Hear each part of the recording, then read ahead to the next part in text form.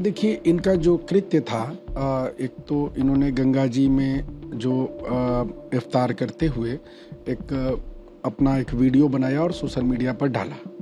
उससे जो हिंदू जन भावनाएं आहत हुई और इसकी बड़े मतलब राष्ट्रीय स्तर पर इस घटना की प्रतिक्रिया हुई। जिस प्रकार से नॉनवेज का उसमें खा करके उसको दिखाते हुए, फिर बिंदु माधव मंदिर, जो हम लोगों का मंदिर था, वो बाद में औरंगजेब ने तोड़ के उसको मस्जिद बना दिया, उसको वीडियो में दिखाते हुए, फिर अपने नीचे अपने उसमें ईरान का झंडा लगा करके, मतलब एक मोटिव क्रिएट करके हिंदुओं को उकसाने के लिए ये काम किया गया। तो इसमें पुलिस ने पहले उनको गिरफ्तार किया। इन सारे लोगों का एक मुकदमा दर्ज हुआ राजेश जायसवाल की ओर से। पुलिस के लोगों ने इनको गिरफ्तार किया, इनकी पहचान करी, बड़ी मुश्किल से इनकी गिरफ्तारी हुई।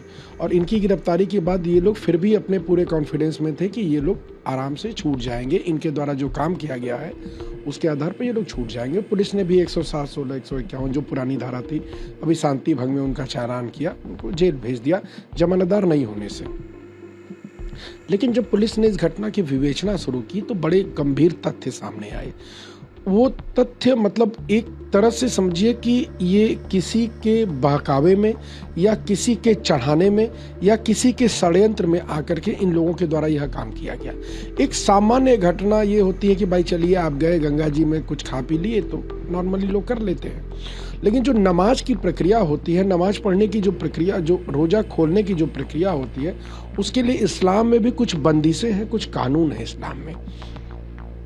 और ये जो रोज़ा खोलने की जो प्रक्रिया है, वो उसमें जो चौथी नमाज होती है मगरिब की, उसको रोज़ा खोलने के ठीक बाद उसको पढ़ा जाता है और अपने अल्लाह और अपने ईश्वर की इबादत करने के बाद फिर कुछ भोजन वगैरह किया जाता है। जैसे हम लोग मान लीजिए नवरात्र का व्रत है, पूजा करके उठे तो कुछ हल्का सा खा लिए, उसके बाद फिर अपना वो कर लिए। तो एक अच्छी प्रक्रिया है। इसीलिए आपने देखा होगा इस्लामिक जो बनारस के उनके धर्मगुरु हैं, उन्होंने भी कहा कि नहीं, ये तरीका ठीक नहीं था उनका और ये गलत तरीका था, इस तरह से जिस तरह से उन्होंने नमाज खोलने की प्रक्रिया की। उसके बाद जो उन लोगों ने वीडियो बनाया, उस वीडियो को जब आप शुरू करेंगे, देखेंगे, तो वो वीडियो शुरू करने के बाद से ही सबसे पहला उनका टारगेट कहाँ है? पंचगंगा घाट। पंचगंगा घाट आपके लिए एक घाट हो सकता है, आस्था की बात मैं कर रहा हूँ। ये उसी आस्था की बात मैं कर रहा हूँ जिस आस्था के कारण आपने दिल्ली में एक छोटी बच्ची 6 साल की, उसने एक गुब्बारा फेंक दिया। आपका उत्तम नगर वाली घटना बड़ी गंभीर घटना, और गंभीरता से समाज के सभी लोगों को इस घटना पर सोचने की जरूरत है। आपकी धार्मिक आस्था क्या है? एक छोटे बच्चे ने एक गुब्बारा रंग का फेंक दिया, आपके कपड़े पे लग गया। आपने क्या किया? आपने विवाद किया और बहुत सारे लोगों ने इकट्ठा होकर उसके पिता की हत्या कर दी। आपकी आस्था ऐसे प्रभावित हो गई। तो जो इस देश का बहुसंख्यक समाज है, जिसने आपको बराबर का सम्मान दिया, उसकी आस्थाओं का भी तो ध्यान रखना आपकी जिम्मेदारी बनती है। तो पहले पंचगंगा घाट पर इन्होंने नाव ली। नाविक ने को लगा कि नाविक, हाँ जी, नाविक का क्या बयान जी, नाविक को लगा जैसे सामान्य शाम के समय लोग एक गंगा की यात्रा करते हैं या गंगा मैया में जाते हैं दर्शन करने, उस तरह से ये लोग, सभी लोग जाते हैं। भारत गंगा मैया सबकी हैं जो भारत के निवासी हैं, तो ये लोग भी जाएंगे। लेकिन जब ये लोग सामान उठा करके गंगा वो रखने लगे तो नाविक को कुछ शक हुआ, नाविक को और सहनाविक को। उसको जब शक हुआ तो उसने कहा कि ये आप लोग क्या करें? तो उन्होंने कहा नहीं, कुछ ऐसे ही नाश्ते पानी के लिए, कोई नहीं। जब उसको ये पूरा लगा कि नहीं, ये नाव में ये रोजा अवतार का सामान लेकर के जा रहे हैं और वो उसके लिए वो करेंगे, तो उसने उनको मना किया कि नहीं, ये काम आप यहाँ नहीं कर सकते हैं। इन लोगों ने जबरदस्ती उस नाव वाले को धमकी दे करके, उसको अपने पोजीशन में ले करके, उसको जान से मारने की धमकी दे करके नाव को अपने पोजीशन में लिया। नाव ले गए बीच नदी में। जब नाविक ने और उसके सह नाविक ने उनको मना किया कि नहीं, आप रोजा अवतार यहाँ मत करिए, ये प्रक्रिया नहीं ठीक है, ये हमारी धार्मिक आस्था का केंद्र है, तो वहाँ उन्होंने उसको जान से मारने की धमकी तक दी। और उसकी इच्छा के विरुद्ध उसको नाव, उसकी संपत्ति को लेकर के, नाव को लेकर के वहाँ गए, बीच गंगा में गए।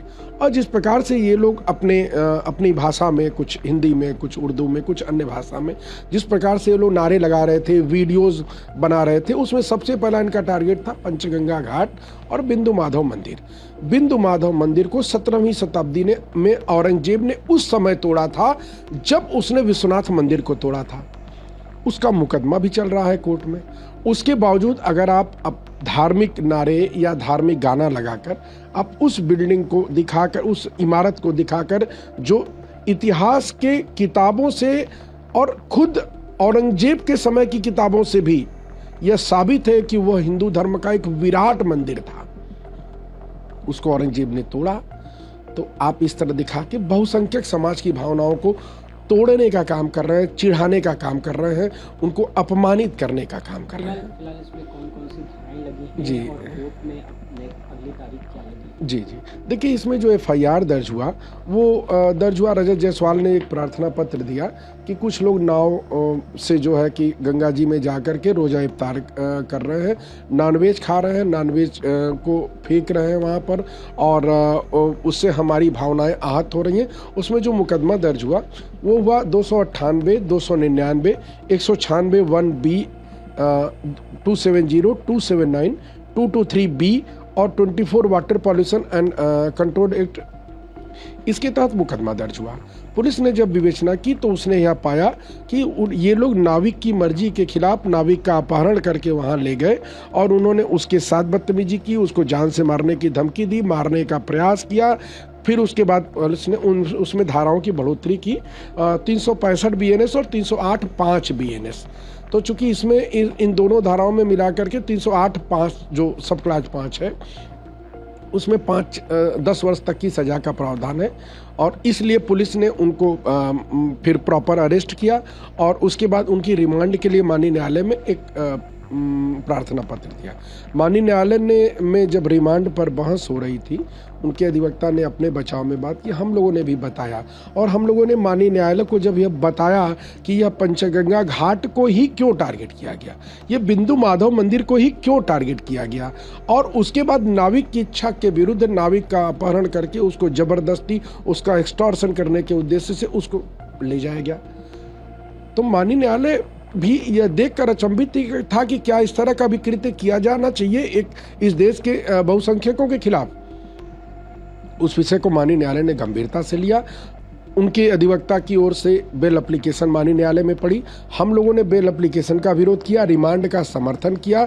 बेल एप्लीकेशन में चूंकि ये एक आपराधिक प्रवृत्ति का काम है, इसलिए हम लोगों ने कोर्ट से निवेदन किया कि इनकी क्रिमिनल हिस्ट्री मंगा ली जाए। क्रिमिनल हिस्ट्री के लिए 23 मार्च 2026 की तारीख, सोमवार की तारीख माननीय न्यायालय ने निर्धारित की है और इनको 14 दिन के रिमांड पर माननीय न्यायालय ने हम लोगों की मांग को स्वीकार करते हुए माननीय न्यायालय ने 14 दिन की रिमांड स्वीकार कर ली है और ये लोग जेल चले गए हैं। तो फाइनली अब क्या होना है? देखिए, नेक्स्ट डेट पे इनकी क्रिमिनल हिस्ट्री आ जाती है तो बेल पर बहस होगी। चूँकि ये सेशन ट्रायल है और जो धाराएं बढ़ी हैं पुलिस के द्वारा, जो बढ़ाई गई हैं, ये सेशन ट्रायल है इसलिए, और नॉन बेलेबल ऑफेंस है। समाज को प्रभावित करने वाला, समाज को चिढ़ाने वाला, समाज को उद्वेलित करने वाला, समाज में शांति व्यवस्था भंग करने वाला यह उनका कृत्य है। इसलिए इस मामले में माननीय अपर मुख्य न्यायिक मजिस्ट्रेट की अदालत से इनकी जमानत खारिज होनी चाहिए और हम लोग यह मांग करेंगे माननीय न्यायालय में। अब तो माननीय न्यायालय के ऊपर है, उसके बाद अगर ये जिला जज साहब के जाते हैं वहाँ भी हम लोग विरोध करेंगे। प्रभातखबर.com, विश्वास वही, रफ्तार नहीं।